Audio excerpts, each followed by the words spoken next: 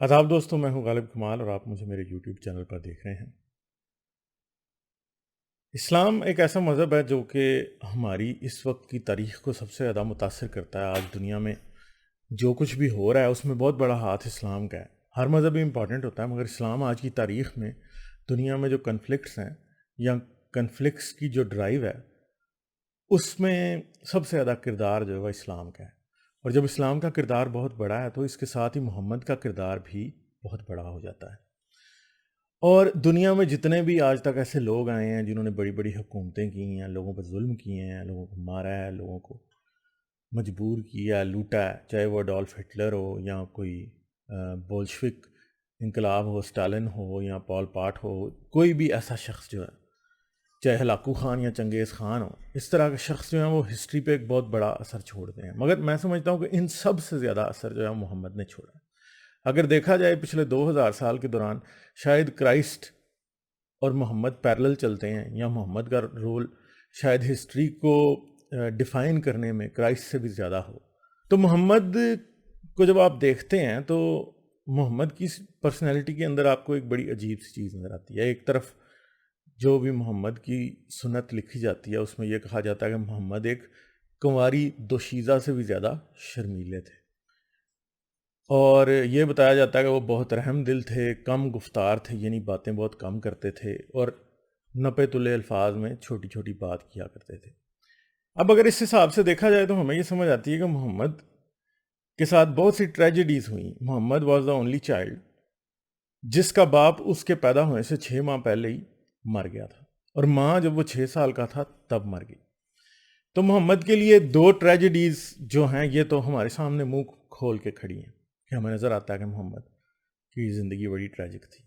अब एक ऐसी बात है कि अजीब ही रिवायत है, जो कि ऐसा क्यों हुआ ये बात समझ में नहीं आती, कि मोहम्मद की जो माँ आमना थी उसका कोई और बच्चा नहीं था, उसका खामंद नहीं था, तो उसने फिर भी अपने बच्चे को हलीमा सादिया के पास क्यों भेज दिया, जो कि रसूल अल्लाह की दाई थी। सोचने वाली बात है। इसकी कुछ वजूहात जो हैं वो समझ में आती हैं। ऐसा हो सकता है कि शायद आमना को दूध ना आता हो, या फिर कोई प्रॉब्लम हो, क्योंकि अगर देखा जाए आमना की शादी हुई और साथ ही उसके खामद की डेथ हो गई, और खामद की डेथ होने के बाद बच्चा उसने उधर भेज दिया हलीमा सादिया के पास कि वो इसकी परवरिश करे, और वो उसने रसूल अल्लाह को दूध पिलाया, और वही वो औरत थी जिसे रसूल अल्लाह ज़िंदगी में माँ की तरह समझते थे। क्योंकि रसूल अल्लाह को वापस उनकी माँ के पास हलीमा सादिया ने कब भेजा, ये भी एक बड़ी अजीब सी स्टोरी है। एक सही हदीस है जिसे तरकीमुल बानी में इसका नंबर है 373, स्क्रीन पे आपको नज़र आ रही होगी। काफ़ी लंबी हदीस है ये। आप सल्लल्लाहु अलैहि वसल्लम ने फरमाया, मेरी दाया का ताल्लुक बनु साद बिन बकर कबीले से था। मैं और उसका बेटा बकरियां चराने के लिए बाहर चले गए और अपने साथ ज़्यादा राह ना लिया, यानी खाना नहीं लिया अपने साथ। मैंने कहा, मेरे भाई जाओ अपनी माँ से अशिया खुर्दनी ले आओ, यानी खाने पानी पीने की चीज़ें ले आओ। पास मेरा भाई चला गया और मैं बकरियों के पास ठहरा रहा। मैं क्या देखता हूँ कि गिद्ध की तरह के 2 सफ़ेद परिंदे मुतवज्जा हुए। एक ने दूसरे से कहा, क्या ये आदमी वही है? दूसरे ने कहा, जी हाँ। फिर वो लपके हुए मेरी तरफ मुतवज्जा हुए, मुझे पकड़ा और गद्दी के बल लिटा दिया, यानी पीठ के ऊपर लिटा दिया। मेरा पेट चाक किया, मेरा दिल निकाला और इसे चीरा दिया। उससे गाढ़े खून के 2 स्याह टुकड़े निकाले। फिर एक ने दूसरे से कहा, बर्फ़ वाला पानी लाओ। बस उसने उस पानी से मेरा पेट धोया। फिर कहा, ओलों वाला पानी लाओ। उसने उससे मेरा दिल धोया। फिर कहा, सकीनत लाओ। उसने इत्मीनान और सुकून को मेरे दिल में छिड़क दिया। फिर एक ने दूसरे से कहा, टांके लगा दो। बस उसने टांके लगा दिए और इस पर मोहर सबत कर दी, यानी टांके लगा के मोहर लगा दी। फिर उसने कहा, दूसरे से कहा, इसको तराजू के एक पलड़े में और दूसरे में इसकी उम्मत के 1000 अफराद को रखो। रसूल अल्लाह ने फरमाया, जब उन्होंने वज़न करने के लिए तराजू उठाया, मैंने देखा वो 1000 आदमी मेरे मुकाबले में कम वज़न होने की वजह से इतने ऊपर चले गए, मुझे ख़तरा महसूस होने लगा कहीं ऐसा ना हो कि वो मुझ पर गिर पड़े। फिर इसने कहा, अगर इनका वज़न इनकी पूरी उम्मत से किया जाए तो मोहम्मद वज़नी साबित होंगे। फिर वो चले गए। اور مجھے چھوڑ گئے۔ رسول اللہ نے فرمایا اس وقت میں بہت زیادہ گھبرایا اور اپنی دایا کے پاس پہنچا اور سارا واقعہ اسے سنا دیا۔ اسے یہ اندیشہ ہونے لگا کہیں آپ کی عقل میں کوئی فطور نہ آ گیا ہو۔ اس نے کہا میں تجھے اللہ کی پناہ میں دیتی ہوں۔ پھر اس نے اونٹ پر کجاوا رکھا، مجھے کجاوے پر بٹھایا اور خود میرے پیچھے سوار ہو گئی اور مجھے میری ماں آمنہ کے پاس پہنچا دیا، اور میری ماں کو کہا میں نے اپنی امانت اور ذمہ داری ادا کر دی ہے۔ پھر اس سے وہ سارا واقعہ سنا دیا جو مجھے پیش آیا تھا، لیکن یہ ماجرا میری ماں کو نہ گھبرا سکا، بلکہ انہوں نے کہا جب یہ بچہ میرے بطن سے پیدا ہوا تھا میں نے ایک نور دیکھا تھا جس سے شام کے محلات روشن ہو گئے تھے۔ تو اب سمجھنے والی بات ہے کہ جی حلیمہ سعدیہ کے پاس ہی رسول کو پہلی ہلوسینیشن جو ہے وہ فیس ہوئی، اور حلیمہ سعدیہ اس لیے پریشان ہوگی کیونکہ وہ تو ظاہری بات ہے ڈر گئی ہوگی کہ یار یہ فلاں لوگوں کا بچہ میرے پاس آیا ہوا ہے پرورش کے لیے، تو اس کو یہ ادھر بیمار ہو گیا یا اس کا دماغی توازن بگڑ گیا یا پھر اس کے اوپر کسی بھوت پریت کا سایہ آ گیا، تو وہ اسے اس لیے وہ اپنی ماں اس کی ماں کے پاس واپس چھوڑ گئی۔ اور ہمیں اور بھی تاریخ کی کتابوں میں آگے پیچھے یہ ملتا ہے کہ محمد کے بارے میں ایک بڑی اہم بات یہ تھی کہ اس کی ماں اتنی امیر نہیں تھی کہ وہ دائی افورڈ کر سکے، تو حلیمہ سعدیہ جو تھی وہ اس بات کو جب حلیمہ سعدیہ کو آفر کیا گیا کہ محمد کو تم لے لو تو وہ انتظار کرنے لگی اس بات کا کہ کوئی اور امیر گھر کا بچہ اگر اس کو مل جائے تو اچھا ہوگا، مگر آخرکار اسے کوئی نہیں ملا تو اس نے پھر محمد کو اپنی سرپرستی میں یا فاسٹر کیئر میں لے لیا۔ تو تب سے محمد جو تھا اس کے پاس رہنے لگا۔ اور بات سمجھنے والی ہے کہ اس کا مطلب ہے کہ محمد کو بچپن ہی سے ہلوسینیشنز جو ہیں وہ فیل ہوتی تھی، اور اگر آپ دیکھیں کہ بعد میں جب نبوت کی باتیں آتی ہیں کہ وہی جب آتی تھی تو محمد کے کانوں میں گھنٹیاں بجنے لگتی تھی، تو پھر کیا ہوتا تھا اس کے منہ سے جھاگ نکلنے لگتی تھی، تو یہ ایک ڈیوائن ایکسپیرینس جو تھا وہ اس طرح ہوتا تھا۔ مگر آج ہم یہ جانتے ہیں کہ سب کچھ ایپیلیپسی یا دوسرے سائیکولوجیکل ڈس آرڈرز کی وجہ سے ہوتا ہے۔ تو اگر ہم یہ دیکھیں گے ساری سچویشن دیکھیں تو ہمیں ایک بات سمجھ میں آتی ہے کہ محمد کو جو بھی ایپیلیپسی یا کوئی اس طرح کا سائیکولوجیکل ڈس آرڈر شروع ہوا وہ لیٹ ایج میں جا کے نہیں ہوا، 6 سال کی عمر سے پہلے ہی اس کو یہ مسئلہ درپیش تھا اور وہ یہ اس کو پرابلم پیش آ چکی تھی پہلی دفعہ۔ تو ہمیں پھر یہ سمجھ آتا ہے کہ ایسا کیوں ہوا ہوگا۔ اب ایک بات سوچنے والی ہے کہ ایسا کیوں ہوا ہوگا۔ اب دیکھیں ایک عورت جس کا آدمی وہ پریگننٹ اور اس کی ڈیلیوری سے 6 ماہ پہلے ہی اس کا آدمی مر جائے تو کیا وہ ڈپریشن میں نہیں جائے گی؟ اور جو عورت ڈپریشن میں ہوتی ہے اس کے اثرات اس کے بچے کی سائیکالوجی کے اوپر بھی ہوتے ہیں، تو اس لیے 6 سال کی عمر سے پہلے ہی محمد کا ایسا ایکسپیرینس ہو جانا ایک بہت ہی عجیب سی بات ہے۔ پھر دوسری بات یہ ہے کہ Muhammad also did not love his mother. Muhammad جو ہے وہ he felt wrong at every instance. کیسے؟ سب سے پہلے باپ نہیں ہے، ماں نے حلیمہ سعدیہ کے پاس بھیج دیا۔ جب حلیمہ سعدیہ سے واپس آیا 6 سال کا تھا تو ماں مر گئی۔ پھر جب 8-10 سال کا تھا تو جو دادا جو اسے بہت پیار کرتا تھا 8 سال کی عمر میں وہ بھی چلا گیا۔ تو محمد کو جو بھی لوگ اس کے قریب تھے آہستہ آہستہ جب بھی جس کے بھی وہ زیادہ قریب ہوتا تھا وہ مر جاتا تھا۔ ایک اور بھی بات اب بڑے آرام سے سوچیں کہ محمد نے اگر نبوت کا دعویٰ کیا تو وہ ظاہری بات ہے کہ ان خداؤں کو دیوتاؤں کو بھی کوستا ہوگا جو کہ کعبے میں بت رکھے ہوئے تھے، یہاں جو آس پاس جتنے بھی لوگ جن دیوتاؤں کو پوج رہے تھے وہ بھی تو کسی ٹائم دعائیں مانگتا ہوگا نا۔ یہ مسلمان تو ایسے کرتے ہیں کہ جیسے محمد نے کبھی کسی بت کے سامنے سجدہ ہی نہیں کیا، مگر اگر ایک آرفن بچے کو آپ لیں جس کا ماں باپ بھی مر گیا، ماں بھی مر گئی، دادا جو اس سے پیار کرتا تھا وہ بھی مر گیا، تو کیا اس کا یقین خدا میں کتنا کو اسٹرانگ ہوگا؟ میں آج خود ایسے ایتھیسٹ بھی جانتا ہوں جو کہ اس طرح کی بار بار سچویشن سے گزرنے کی وجہ سے ان کو یہ بات سمجھ آ جاتی ہے کہ خدا وغیرہ کوئی نہیں ہے، کیونکہ اگر ہوتا تو شاید میرے ساتھ اتنی زیادتی نہ ہوتی۔ تو یہ چیزیں محمد بھی ان بتوں کے بارے میں سوچتا ہوگا، ان دیوتاؤں کے بارے میں سوچتا ہوگا، حبل اور آگے پیچھے لات منات العزیٰ، ان کے بارے میں ضرور سوچتا ہوگا کہ ہاں بھائی یہ جو ہیں یہ سب جھوٹے دیوتا اور خدا ہیں۔ تو یہی وہ وجہ ہے جس وجہ سے محمد لیٹر آن ایک دوسرے خدا کی طرف راغب ہوا، اور جو اس کی ایپیلیپسی ہے یا اس کی جو ایک سائیکولوجیکل میں بھی سکیزوفرینک حالت ہے، اس نے ایک اور خدا کو امپورٹ کر کے اپنی زندگی میں لے آیا۔ اور میں بھی یہ اس میں ایک بہت بڑا، میں آگے بھی اس طرح کی اور ویڈیوز بناؤں گا میں، اگر آپ یہ ساری باتیں دیکھنا چاہتے ہیں تو آپ کو علی سینا کی جو بک ہے انڈرسٹینڈنگ محمد اس کو ضرور پڑھنا چاہیے۔ میں بھی یہ جو ساری ویڈیوز اس سلسلے میں محمد کی سائیکالوجی سے ریلیٹڈ بناؤں گا ان کے اندر میں بڑے اچھے طریقے سے یہ سب کچھ ڈسکس کروں گا کہ کیسے ہوا. اب دیکھنے والی بات اگلی یہ آتی ہے کہ محمد کی زندگی میں اسٹیبلٹی کب سے آنی شروع ہوتی ہے. وہ اس کی زندگی میں اسٹیبلٹی تب آتی ہے جب وہ خدیجہ سے شادی کرتا ہے. اور خدیجہ کون تھی؟ Khadija was a Nazarene Christian.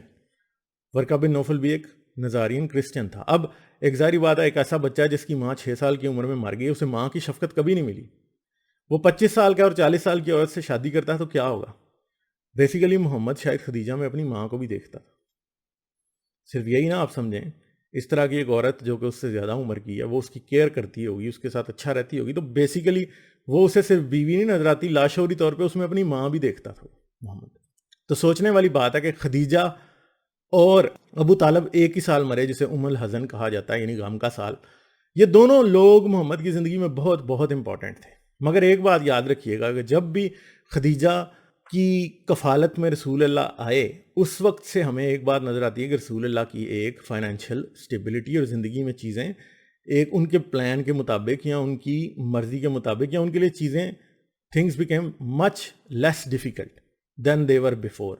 تو ظاہری بات ہے کہ جس خدا کو خدیجہ اور ورقہ بن نوفل مانتے تھے، ظاہری بات ہے محمد نے اس کی طرف راغب ہونا تھا. تو یہ جو فٹ پرنٹ ہے خدیجہ کا اور ورقہ بن نوفل کا اور محمد کے سارے جتنے بھی جتنی بھی تکلیفیں خدیجہ کے آنے سے پہلے اٹھانی پڑی، وہ چیزیں ساری جو ہیں وہ اس بات کی گواہی دیتی ہیں کہ Muhammad was traumatized from his previous life. اب دیکھیں، ایک سمپل سی بات ہے، ایک اور حدیث ہے جو کہ میں آپ کو دکھائے دیتا ہوں کہ صحیح مسلم کی حدیث نمبر 2259 2259 میں کیا ہے؟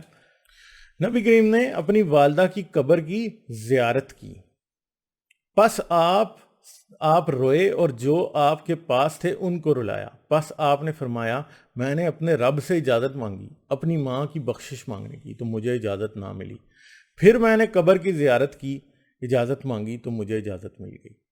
پس تم بھی قبر کی زیارت کیا کرو کیونکہ یہ تمہیں موت کی یاد دلاتی ہے. اب ایک بات ہے سوچنے کی کہ کیا رسول اللہ نے کبھی اپنی ماں کو تبلیغ کر کے دعوت دی تھی کہ تم مسلمان ہو جاؤ؟ نہیں دی.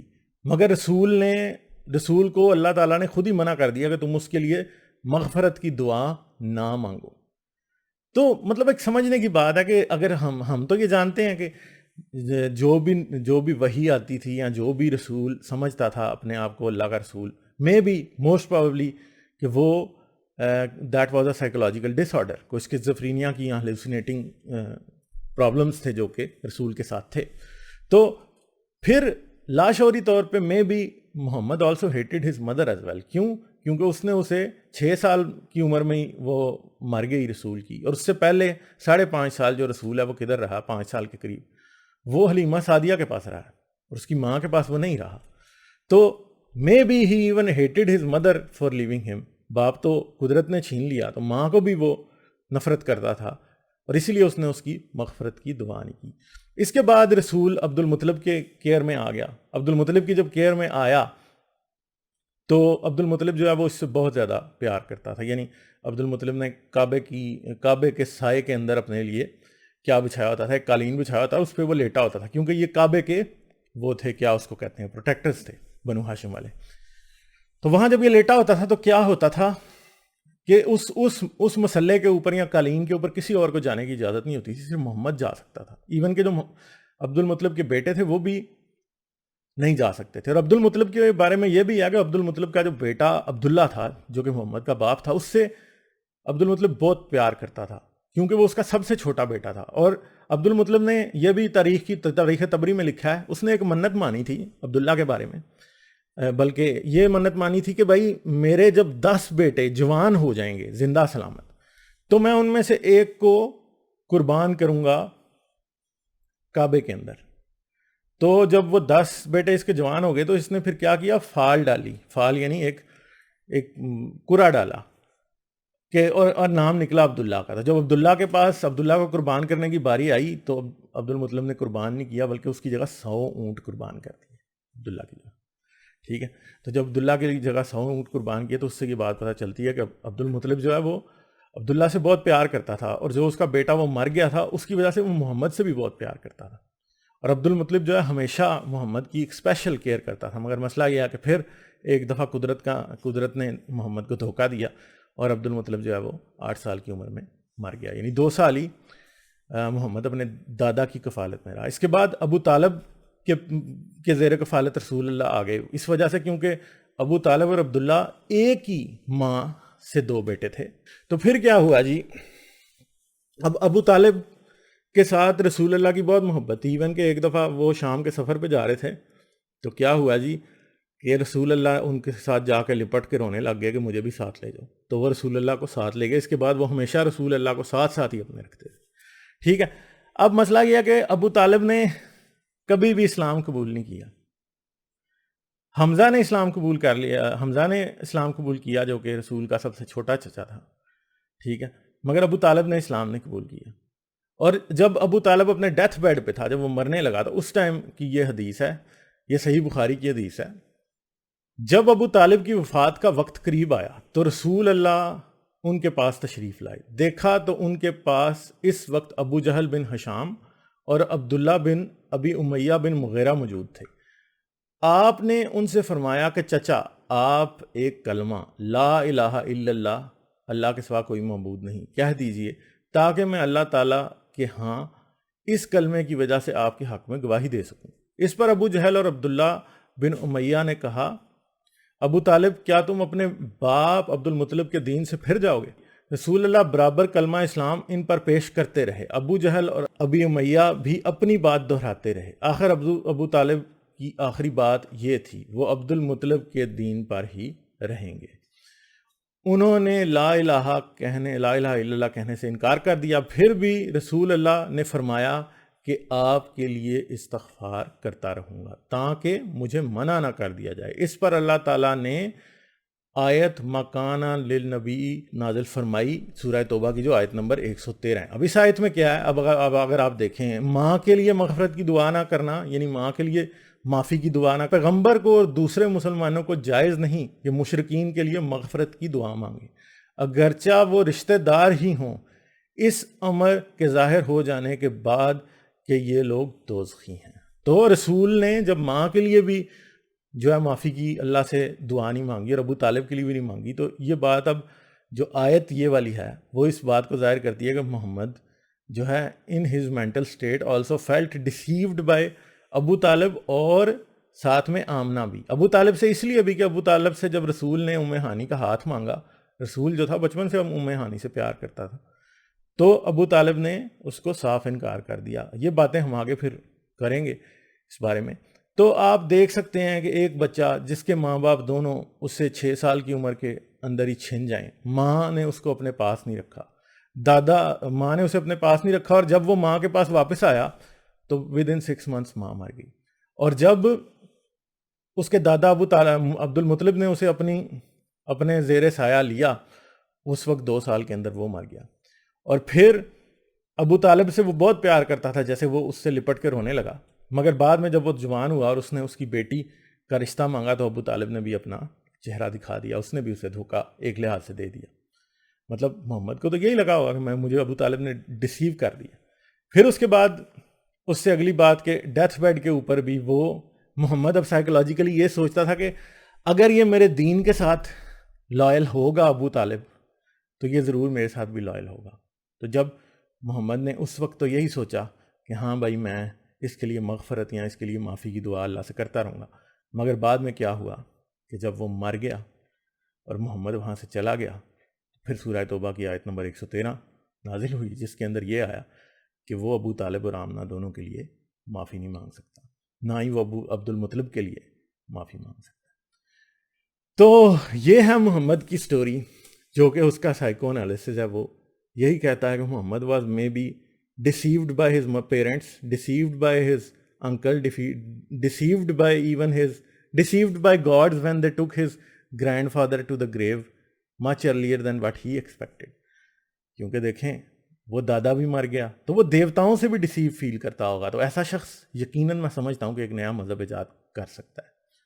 تو یہ جو ساری سچویشن ہے، ظاہری بات ہے محمد ان باتوں پہ کیا غور نہیں کرتا ہوگا، ہم اپنی روزمرہ کی مشکلوں پہ کتنا غور کرتے ہیں، اور ہم بھی سوچتے ہیں کہ کہاں کہاں پہ ہماری دعائیں ریجیکٹ ہوئی اور کہاں کہاں پہ ہماری دعائیں ایکسیپٹ ہوئی۔ تو یقیناً محمد جس نے کعبے میں کہتے ہیں کہ حجر اسود انسٹال کرایا تھا، اگر وہ کعبے کی رسپیکٹ نہیں کرتا تھا اس وقت تو وہ یہ کام کبھی بھی انڈرٹیکنگ نہ لیتا. کعبے میں تو اس وقت بت ہی پڑے تھے.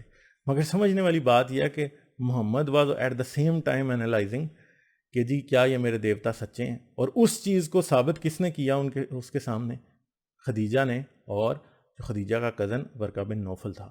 تو اس سچویشن میں ڈیفینیٹلی محمد یہ سوچ سکتا تھا کہ جتنے بھی لوگ ہیں وہ ان دیوتاؤں کو مان رہے ہیں جنہوں نے اس کی زندگی میں کوئی اچھا کام نہیں کیا، اور اس کی زندگی میں اچھے کام تبھی ہونے شروع ہوئے جب ورقہ بن نوفل اور خدیجہ اس کی زندگی میں آئے. تو ڈیفینیٹلی اس کی رغبت ان کے خدا کی طرف ہو سکتی ہے. اب اس کو اللہ کہتے تھے عربی میں، یا گاڈ کہتے تھے، یا واٹ ایور وہ کہتے تھے، محمد وقت کے ساتھ ساتھ اپنے آپ کو اس اللہ کا نبی سمجھنے لگا. ایپیلیپسی تو اس کے ساتھ بچپن سے تھی، ہلوسینیشن تو اسے بچپن سے ہو رہے تھے. ٹھیک ہے، جیسے کہ 6 سال کی عمر سے پہلے ہی ہمیں وہ ہلوسینیشن نظر آ جاتا ہے جس کی وجہ سے حلیمہ سعدیہ اس کو آمنہ کے پاس واپس چھوڑ گئی. تو ان اے وے محمد کی زندگی کا جو ایک بہت بڑا پورشن ہے، it's really really very sad. He might have felt کہ اسے دنیا میں کوئی پیار نہیں کرتا. Definitely he might have felt. ہم سب کو بھی زندگی میں یہ کوسچن ہم اپنے سے بار بار پوچھتے ہیں کہ ہمیں کون پیار کرتا ہے، اور ہمیں کوئی نہ کوئی ایک شخص، پرائم شخص نظر آتا ہے کہ ہاں وہ ہم سے پیار کرتا ہے، چاہے وہ ہماری ماں ہے، چاہے وہ ہماری بیوی ہے، چاہے وہ ہمارے بہن بھائی ہیں، باپ ہے، کوئی ایک شخص ہمیں نظر آتا ہے. مگر اس شخص کے بارے سوچیں کہ جس کو دنیا میں کوئی بھی نظر نہیں آتا کہ اس سے پیار کرتا ہے. وہ شخص واقعی محمد تھا. اور لیک آف لو اور کیئر ایک انسان کو ذہنی مریض بنانے کے ساتھ ساتھ پاگل بھی بنا سکتا ہے. تو محمد کی سٹوری کا بگننگ جو ہے وہ سیڈ ہے، مگر جو اس کی سٹوری کی اینڈنگ ہے وہ کروول ہے. تو جو لوگ محبت کی کمی انسان کو جانور بھی بنا دیتی ہے. ٹھیک ہے، تو چلیں اسی نوٹ کے اوپر اینڈ کرتے ہیں آج کے لیے. تو پھر آگے چلیں گے کہ محمد کی خدیجہ کے ساتھ جب شادی ہوئی تو اس کا محمد کی زندگی کے اوپر کیا ایفیکٹ ہوا، اس بات کو اگلی ویڈیو میں ڈیٹیل سے ڈسکس کریں گے. چلیں مجھے اجازت دیں. آداب. میری ویڈیوز کو دیکھتے رہنے کے لیے چینل کو سبسکرائب کریں اور گھنٹی کا بٹن دبا کر آل نوٹیفیکیشنز پر کلک کر لیں تاکہ آپ سے فیوچر میں کوئی بھی نوٹیفیکیشن مس نہ ہونے پائے. اس کے ساتھ ساتھ مجھے اور میرے چینل کو سپورٹ کرنے کے لیے پیٹریون پر میرے چینل کے ممبر بنیں. اس ویڈیو کو لازماً لائک کریں اور کمنٹ میں اپنی رائے کا اظہار ضرور کریں تاکہ آپ کا فیڈ بیک مجھ تک پہنچ سکے.